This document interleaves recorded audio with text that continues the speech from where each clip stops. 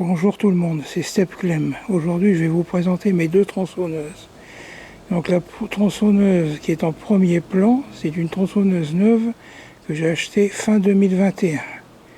La deuxième derrière, c'est l'ancienne tronçonneuse de mon père. Elle est de 1990. Il l'a achetée en 91. Donc en tronçonneuse, j'ai toujours utilisé de la Stihl. Pour moi, c'est les meilleures tronçonneuses au monde.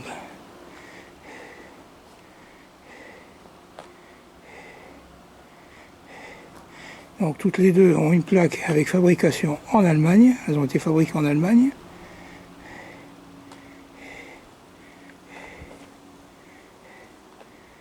Donc la mienne a un guide de 30, celle de mon père a un guide de 35.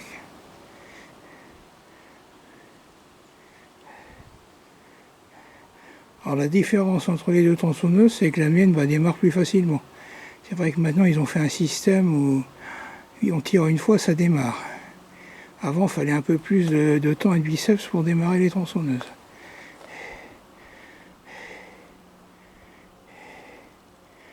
Alors la tronçonneuse de mon père a une particularité.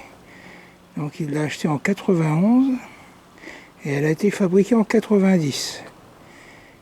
Sachant qu'en 1989, il y a eu le mur de Berlin, ils ont démonté le mur de Berlin. Du coup, l'Allemagne n'était plus divisée en deux. Avant, il y avait la RFA, la RDA. Donc toutes les tronçonneuses à partir de 91 sont notifiées dessus, fabriquées en Allemagne, alors que celle de mon père, qui a été fabriquée en 90, il est notifié dessus qu'elle a été fabriquée en RFA. Et c'est la dernière année à porter ces plaques-là.